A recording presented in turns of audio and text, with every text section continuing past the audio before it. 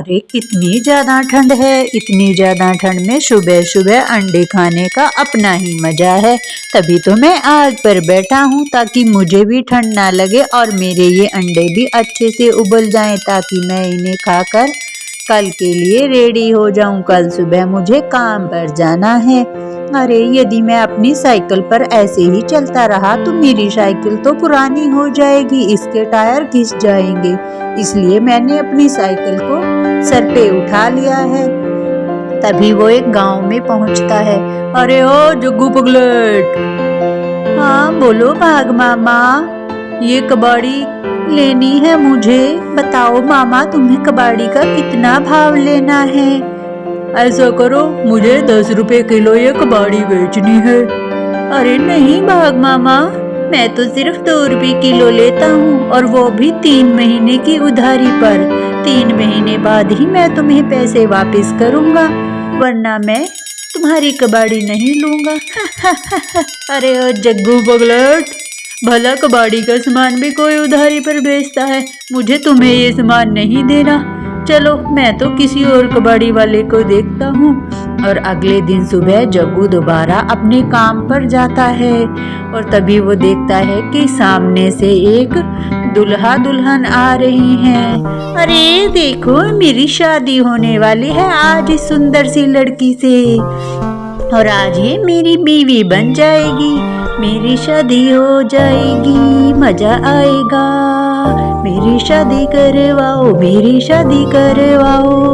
मुझसे शादी करोगी, मुझसे शादी करोगी, तुझसे शादी करूंगी, तुझसे शादी करूंगी। और वो दोनों इसी तरह एक दूसरे के साथ मौज मस्ती करते हुए रास्ते से जा रहे होते हैं और जिसे जग्गू पगलेट भी देख रहा होता है और वो अपनी साइकिल पर होता है। उसे ध्यान नहीं है कि उसकी साइकिल कहाँ जा रही है। वो एक पेड़ से अपनी साइकिल को टकरा देता है। बेचारे का सारा सामान गिर जाता है और वो भी तालाब में गिर जाता है। जैसे ही वो अपने घर पहुंचता है, अरे मुझे भी शादी करनी है, सभी की शादी हो रही है और एक मैं हूँ जिसकी शादी नहीं। अब तो मैं शादी ही करूँगा। ऐसा करता हूँ, जल्दी से उस बिचौलिए बंदर के पास जाता हूँ। हाँ भाई, मैं तुम्हारी शादी करवा दूंगा और शादी में तुम्हें बड़ी कार भी दिलवा दूंगा, पर तुम अच्छा घर बार रखना। अरे ओ बिचौलिए बंदर, मुझे भी शादी करनी है। अच्छा बताओ तुम क्या काम करते हो, मैं तुम्हारी भी शादी करवा दूंगा। मुझे एक सुंदर सी लड़की से शादी करनी है, मैं उसके सभी सपने पूरे करूंगा। मेरे पास अच्छा घर बार भी है।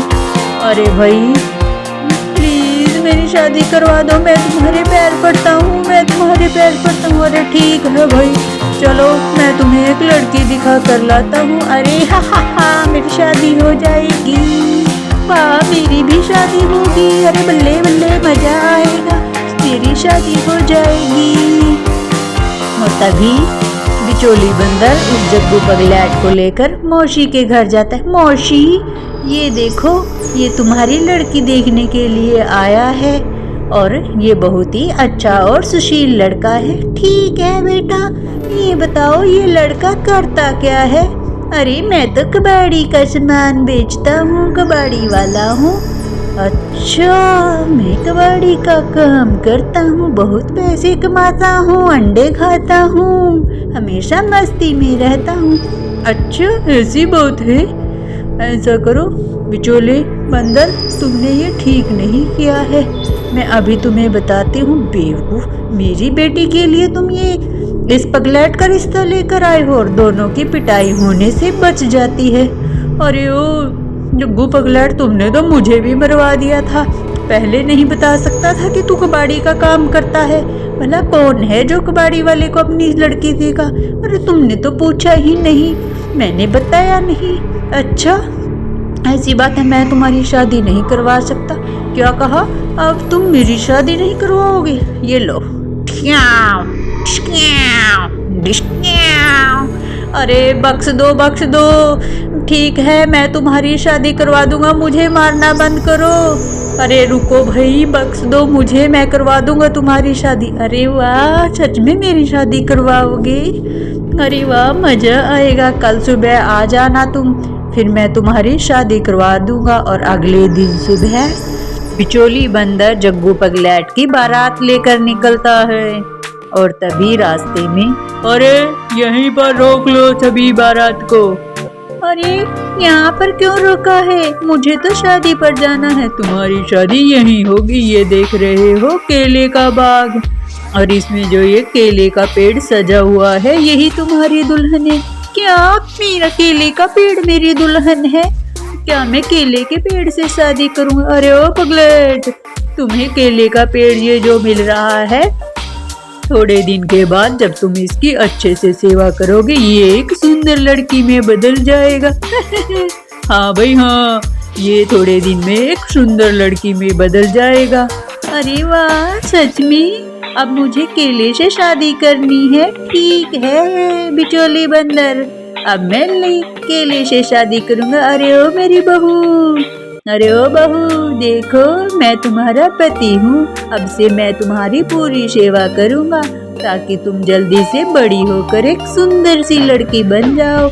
अब से मैं ही तुम्हारा पति हूँ और तुम मेरी बहू हो। अरे ओ बहू, सुन रही हो? अगले दिन सुबह उस बाग का मालिक कहता है कि अरे जाओ, जो जो भी पेड़ पके हुए केलों से लदे हुए हैं उन्हें काट कर ले आओ। ठीक है मालिक, मैं लेकर आता हूँ।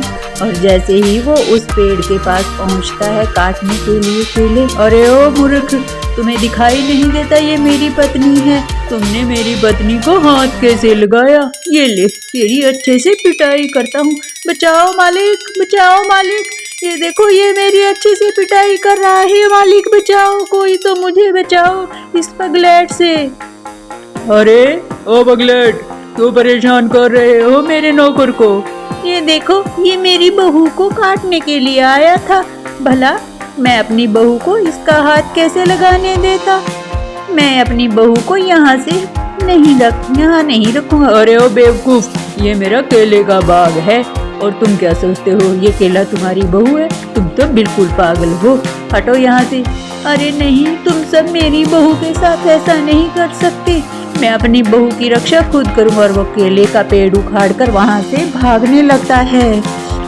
और उस बाग का मालिक और उसका नौकर उसके घर तक उसका पीछा करते हैं, परंतु तब वो अपने घर जाकर एक बहुत सारा बड़ा गड्ढा खोदता है और उसमें केले का पेड़ लगा देता है और उस केले के पेड़ की बड़ी ही सेवा करता है। अरे ओ बहू, तुम डरो मत, तुम चिंता मत करो। अरे वाह, देखो मेरी कितनी अच्छी बहू है। मैं तो आराम से इस पर लेट कर खा भी सकता हूँ। और मुझे खाना भी देखो मेरी केले वाली बहू ही दे रही है खाने के लिए। रोज मुझे केले देती है। भला देखी है कभी इतनी सुंदर और सुशील बहू? न जाने कब ये लड़की बनेगी। और इसी तरह एक दिन वहाँ पर एक बाघिन आती है। अरे मुझे तो काफी दिन से केले के पत्ते चाहिए। ये सामने जो जग्गू पगलेट का घर है, यहीं से कुछ केले के पत्ते ले लेती हूँ। और तभी वो वहाँ पर आती है और केले का पत्ता काटती है और जग्गू नीचे गिर जाता है। अरे ओ मौसी, क्यों पर मेरी बहू को काट दिया? हाय, मेरी बहू का पत्ता काट दिया। तुमने तो मेरी बहू को अपाहिज बना दिया। वो उसको मारने के लिए दौड़ता है। हाय, मेरी बहू का पत्ता काट दिया। मेरी बहू को कितनी तकलीफ हुई होगी। कितनी चंद्री बाग मासी है। देखो मेरी बहू का क्या हाल बना दिया। बहू तुम रोना मत, अब से मैं तुम्हारी पूरी रक्षा करूँगा। इसे घर के अंदर लगाता हूँ। अरे ये तो घर में नहीं जा रहा। अच्छा आइडिया आया है, इसे मैं घर की छत पर लगाता हूँ। और वो केले का पेड़ घर की छत पर लगा देता है। यहाँ से अब कोई भी इसे नुकसान नहीं पहुँचा पाएगा। अब मेरी बहू सुरक्षित है और अच्छे से भी रहेगी। अब देखता हूँ कौन है जो मेरी बहू को हाथ लगाता है। और अगले दिन वो देखता है कि केले का पेड़ नीचे गिरा पड़ा है। अरे मेरी बहू को बहुत चोट लगी है, डॉक्टर को बुलाता हूँ। और वो भागा भागा जंगल की तरफ जाता है। तभी सामने से एक हाथी का छोटा बच्चा आता है।